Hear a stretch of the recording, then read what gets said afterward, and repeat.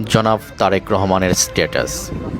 আমার মা বিএনপির চেয়ারপারসন বেগম খালেদা জিয়া সর্বশক্তিমান আল্লাহর ডাকে সাড়া দিয়ে আজ আমাদের ছেড়ে চলে গেছেন।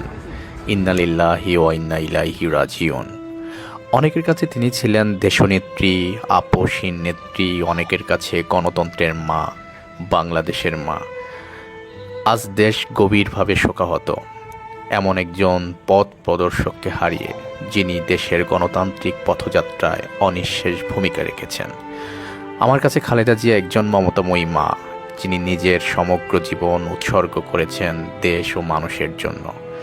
আজীবন লড়েছেন স্বৈরাচার, ফ্যাসিবাদ, আধিপত্যবাদের বিরুদ্ধে। নেতৃত্ব দিয়েছেন স্বাধীনতা, সার্বভৌমত্ব ও গণতন্ত্র প্রতিষ্ঠার সংগ্রামে।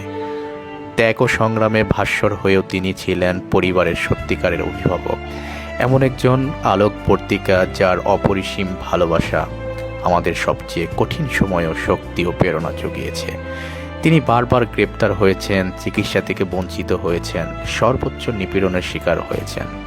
তবুও যন্ত্রণা, একাকিত্ব, অনিশ্চয়তার মধ্য থেকেও তিনি অদম্য সাহস, সহানুভূতি ও দেশপ্রেম সঞ্চার করেছিলেন পরিবারের প্রতিটি সদস্যের মাঝে।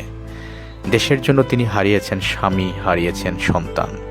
তাই এই দেশের মানুষই ছিল তার পরিবার, তার সত্তা, তার অস্তিত্ব।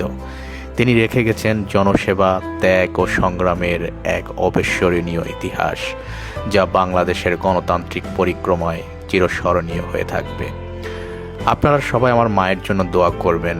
তার প্রতি দেশবাসীর আবেগ, ভালোবাসা ও বৈশ্বিক শ্রদ্ধায় আমিও আমার পরিবার চিরকৃতজ্ঞ।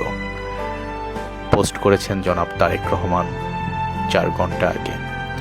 আপনাদের ভালো লাগলে ভিডিওটি শেয়ার করে দিবেন এবং দেশনেত্রী বেগম খালেদা জিয়ার জন্য দোয়া করবেন, তিনি যেন বেহেশত নসিব হন।